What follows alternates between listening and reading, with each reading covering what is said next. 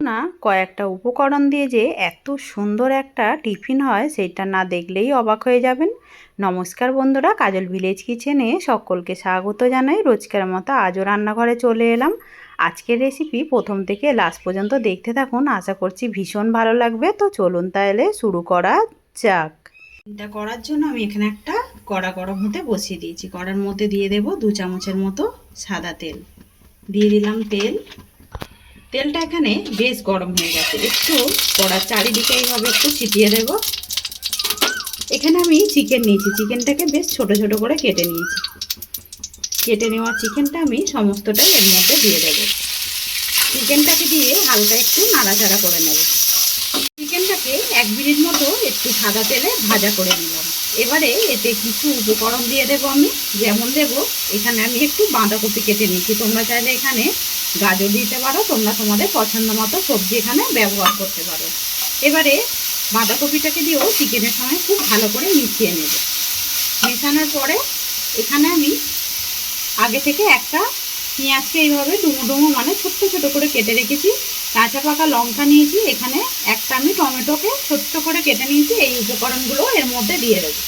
এতে করে টিফিনটা কিন্তু বেশ খেতে ভীষণই ভালো লাগবে। এই ফাঁকে দিয়ে দেবো এর মধ্যে স্বাদ মতো লবণ বা মাপ মতো লবণ। লবণটা তোমরা তোমাদের মাপ মতোই দেবে। সমস্ত উপকরণগুলোকে এবারে একটু মিশিয়ে নেব। তারপরে এর মধ্যে কিছু উপকরণ দিয়ে দেব। লবণ দেওয়ার কারণে এর মধ্যে থেকে জল ছাড়তে শুরু করেছে সমস্ত উপকরণ দিয়ে। এইভাবে একটু লবণ দিয়ে নাড়াচাড়া করলে সমস্ত উপকরণগুলো নরমও হয়ে যাবে আর একেবারে সিদ্ধও হয়ে যাবে। এবারে এখানে দিয়ে দেবো আমি বেশ কিছুটা রসুন নিয়েছি, মানে বলতে পারো 3 কোয়া মতো রসুনকে গেটারের সাহায্যে গেট করে নিয়েছি। দিয়ে দিলাম এখানে রসুন। দিয়ে এবারে খুব ভালো করে মিশিয়ে নেব। সমস্ত উপকরণগুলো যখন একটু নরম হয়ে যাবে, এবারে আমি এতে একে একে কিছু গুঁড়ো মশলা দিয়ে দেবো। যেমন দেব সুন্দর একটা রঙের জন্য একটু হলুদের গুঁড়ো। এবারে একটু ঝালের জন্য আমি এখানে লঙ্কার গুঁড়ো দিয়ে দেব। আমি এখানে কাঁচা পাকা লঙ্কাও দিয়েছি। এবারে দেব জিরে গুঁড়ো। তো ঝাল আর লবণটা তোমরা কিন্তু তোমাদের পছন্দ মতোই এর মধ্যে দিয়ে দেবে।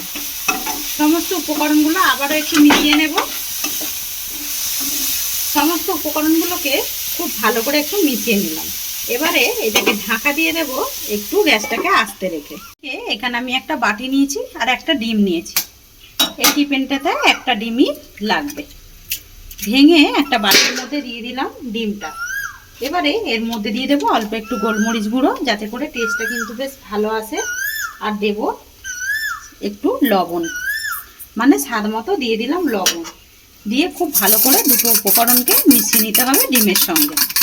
যখনই মেশানো হয়ে যাবে এর মধ্যে দিয়ে দেবো আমি 2 চামচ কর্নফ্লাওয়ার। তোমরা চাইলে এখানে আটা অথবা ময়দাও কিন্তু দিতে পারো। 2 চামচ ভরে ভরে দিয়ে দিলাম কর্নফ্লাওয়ার। এবারে আবারও আমি খুব ভালো করে মিশিয়ে নেব। খুব ভালো করে আমি ডিমের সঙ্গে কর্নফ্লাওয়ারটাকে মিশিয়ে নিলাম।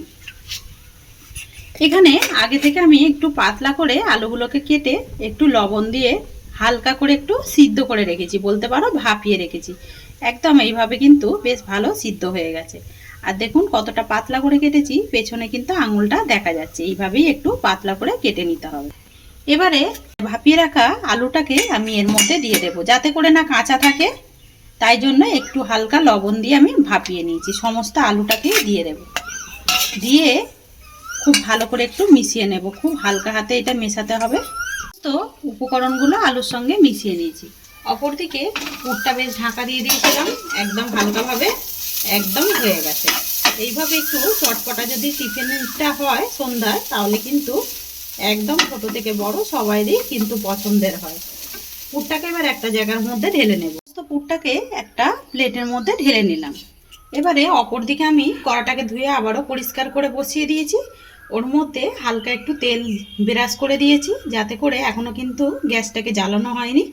এবারে সমস্ত যে আলুর মিশ্রণটা রয়েছে সুন্দর করে একটু সাজিয়ে দেব। আজকের রেসিপি আপনাদের কীরকম লাগছে অতি অবশ্যই কমেন্ট করে জানাবেন। যদি ভালো লেগে থাকে একটা লাইক করে দিয়ে এইভাবেই আমার পাশে থাকবেন। আলুগুলোকে এইভাবে একটু সুন্দর করে সাজিয়ে নিতে হবে। আর তোমরাই দেখো কতটা সুন্দর দেখতেও লাগছে।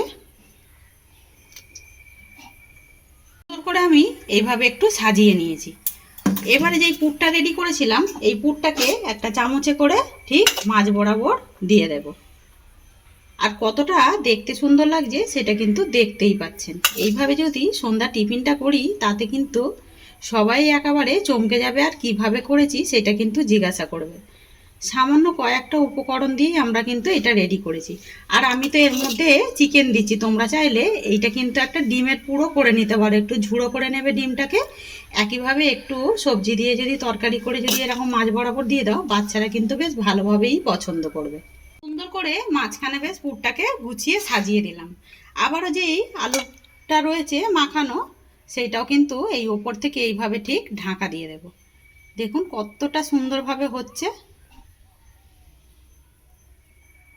করে আমি বেশ গুছিয়ে সাজিয়ে দিয়েছি।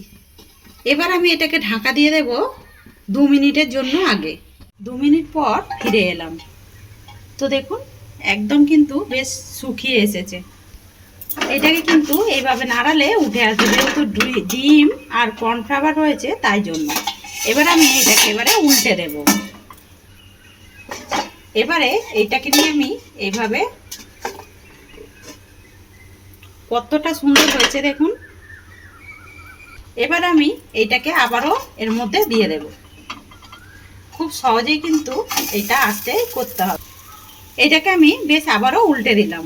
ওপর থেকে এবারে বেশ কিছুটা চিজ দিয়ে দেব, এতে করে খেতে ভীষণই ভালো লাগবে আর টেস্টটাও কিন্তু দারুণ আসবে। চিজটা অতি অবশ্যই দেবে। ওপর থেকে দিয়ে দেব বেশ কিছুটা চিলি ফ্লেক্স, তাতে করে দেখতে বেশি ভালো লাগবে আর খেতে আরও বেশি ভালো লাগবে। বেশ কিছুটা দিয়ে দেব ধনেপাতা কুচানো। আজকের রেসিপি আপনারা কে কোথা থেকে দেখছেন অতি অবশ্যই কমেন্ট করে জানাবেন। যদি রেসিপিটি ভালো লেগে থাকে একটা লাইক করে দিয়ে এইভাবে আমার পাশে থাকবেন।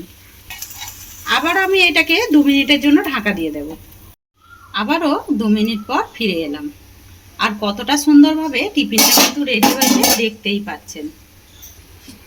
টিফিনটাকে আমি নামিয়ে নিলাম। যেমনই টেস্টি হয়েছে তেমনই কিন্তু খেতে ভীষণই ভালো হয়। আর কতটা সুন্দরভাবে হয়েছে সেটা কিন্তু দেখতেই পাচ্ছেন। একদম আলুগুলো সিদ্ধ হয়ে গেছে। ঠাসা যদি এরকম একটা টিফিন রেডি করতে পারি তাহলে কিন্তু ভীষণই ভালো লাগে আর খেতে তো দুর্দান্ত হয়। তো আজকের রেসিপি আপনাদের কিরকম লাগলো অতি অবশ্যই কমেন্ট করে জানাবেন। যদি ভালো লেগে থাকে একটা লাইক করে দিয়ে এইভাবে আমার পাশে থাকবেন, আমাকে সাপোর্ট করবেন। আমার এরকম নিত্য নতুন রান্নার জন্য পাশে থাকা বেল আইকনটি প্রেস করবেন। সবাই ভালো থাকবেন, সুস্থ থাকবেন। ধন্যবাদ। আবারও কোনো নতুন রেসিপি নিয়ে ফিরে আসবো। আজকের মতো এই পর্যন্ত।